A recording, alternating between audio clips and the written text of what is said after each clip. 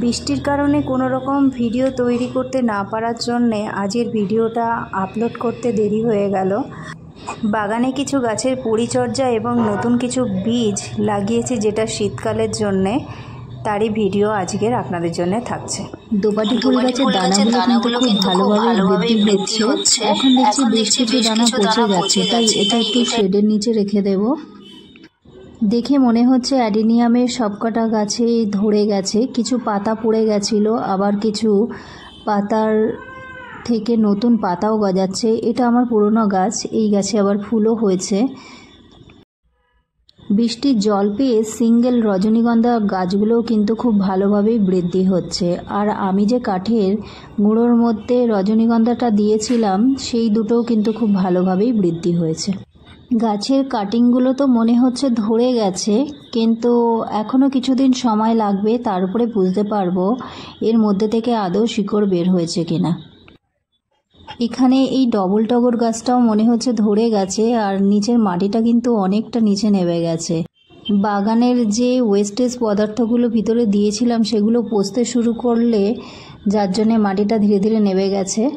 এখন কিছুটা মাটি ওতে দিয়ে দেবো। গোলাপ ফুলটাও হয়েছে। এখানে এই দুটো গোলাপ গাছ কিন্তু মরে যাবে, তো এগুলো যেহেতু শিকড় হয়নি। এখানে দেখুন আগে বসানো দোপাটি গাছগুলো কিন্তু খুব ভালোভাবে বৃদ্ধি হয়ে গেছে। পরে যে দোপাটি ফুল গাছগুলো আমি বসিয়েছিলাম সেইগুলো কিন্তু খুব ভালোভাবে বৃদ্ধি হয়নি, কারণ যখন বসিয়েছিলাম তখন খুব বৃষ্টি পড়ছিল, যার জন্য হয়তো গাছগুলো ভালোভাবে বৃদ্ধি হয়নি। আবার দেখুন দুখানা হলুদ লিলি ফুল ফুটেছে। আর এখানে সূর্যমুখী ফুলটা কিন্তু খুব ভালো হয়নি, যেহেতু অফ সিজন আছে সেই জন্যে। এখানে আমি এই ভেন্ডি গাছটার নিচের কিছুটা সবজির খোলা মাটি খুঁড়ে দিয়ে দিয়েছিলাম। এর থেকেই পচে যে সারটা পাচ্ছে সেটাই কিন্তু এই গাছ নিতে থাকছে, যার ফলে গাছের মধ্যে কিন্তু খুব ভালো বৃদ্ধি হচ্ছে, ফুলও হয়েছে এবং ফলও ধরেছে, আপনারা দেখতেই পাচ্ছেন। আর এইখানে যে দোপাটি গাছটা রয়েছে, আর এই বেগুন গাছটায় দেখুন, বেগুন গাছের মধ্যে না কিছু পিঁপড়ে হয়েছে, আমার একটু গ্যানাক্সির পাউডার ছড়িয়ে দিতে হবে। আর এই গাছের গোড়ার মধ্যেও কিন্তু আমি কিছুটা সবজির খোলা খুঁড়ে দিয়ে দিয়েছিলাম। এই গাছও কিন্তু এর থেকে প্রয়োজনীয় খাদ্য কিন্তু ওর থেকে পেয়ে যাচ্ছে, আলাদাভাবে এতে সার দিতে প্রয়োজন হচ্ছে না। এখানে দেখুন গাছের মধ্যে কিছু পিঁপড়ে হয়েছে, আমি খুব তাড়াতাড়ি গ্যানাক্সিন পাউডারটা দিয়ে দেবো। এই যে দেখুন আমি যেটা বলছিলাম, সবজির খোলাগুলো কিন্তু মাটির মধ্যে দিয়ে দিয়েছে, আর এখান থেকেই পচতে থাকছে, আর এর থেকেই যাবতীয় খাবার গাছ নিয়ে নিচ্ছে। তাই আমাকে বাইরে থেকে আর এতে কোনো রকম সার বা মাটি দিতে হয় না, তো এর থেকেই কিন্তু প্রয়োজনীয় পদার্থ গাছ পেতে থাকে। একটু গ্যানাক্সিন পাউডার ছড়িয়ে দিতে হবে, একটু পিঁপড়ের হয়েছে যার জন্যে আমি কোনো কীটনাশক ওষুধ দিতে চাইছি না এই মুহূর্তে।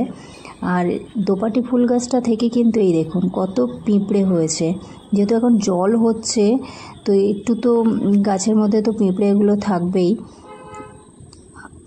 আর এখানে দেখুন ভেন্ডি গাছের পাতাটা কত বড় হয়েছে, এটা যদি মাটিতে হতো তাহলে কিন্তু আরও ভালো হতো। আর এই দোপাটি ফুল গাছটার মধ্যেও কিন্তু ফুলের কুঁড়ি দেখা যাচ্ছে, এখন দেখা যাক কি হয়। এখানে দুটো গাছ বসিয়েছিলাম, দুটোর মধ্যে একটা গাছ খুব ভালোভাবেই বেড়েছে, আর একটা গাছ একটু মনে হচ্ছে গোড়াটা পচে গেছে বা কিছু হয়েছে, ওটা কিন্তু খুব ভালো বৃদ্ধি হয়নি। এখানে যে জলের মধ্যে ভেন্ডি গাছটা দেখুন এত ভালো হয়েছে, আর এই ভেন্ডি থেকে কি বড় বড় গাছ থেকে ভেন্ডি পাওয়া যাচ্ছে, কিন্তু জল তো জমতে শুরু করেছে, গাছটাকে তো বাঁচানো যাবে না। আর এই গাছ এতটাই মোটা হয়ে গেছে যে এখান থেকে তুলেও অন্য টবে রাখা যাবে না, তো গাছটা তো নষ্টই হয়ে গেল।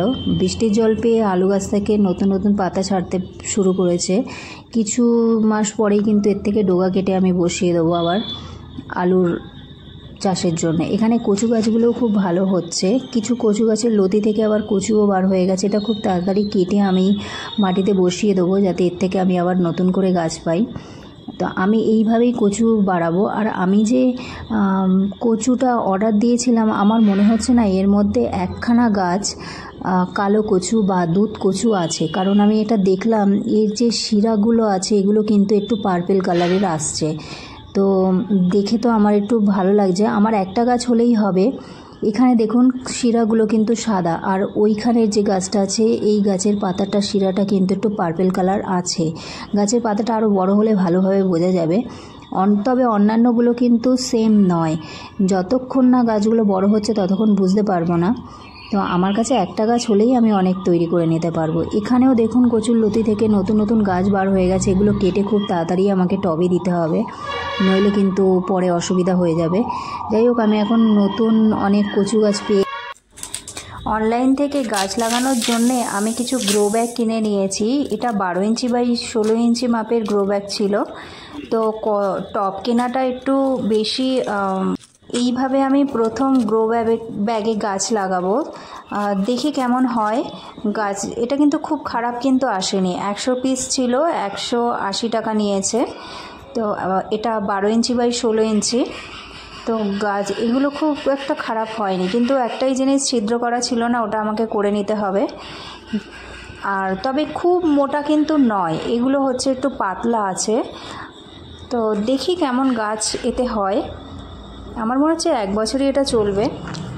আর এর মধ্যে আমি কিছু শীতকালের জন্যে ফুলকপি, মিক্স গাঁদা ফুল আর কয়েক রকমের শাকের দানা আমি এখানে বসিয়ে দিচ্ছি, কারণ মাটি তো ভিজে, মাটির মধ্যে দিতেই পারছি না, সেই জন্য কোকোপিটের উপর দিয়েছি। দেখি এখান থেকে কতটা গাছ বার হয়। যেমনভাবে গাছের আপডেট থাকবে আমি আপনাদের জানাতে থাকবো। এই ছিল আজকের ভিডিওটা ভালো লাগলে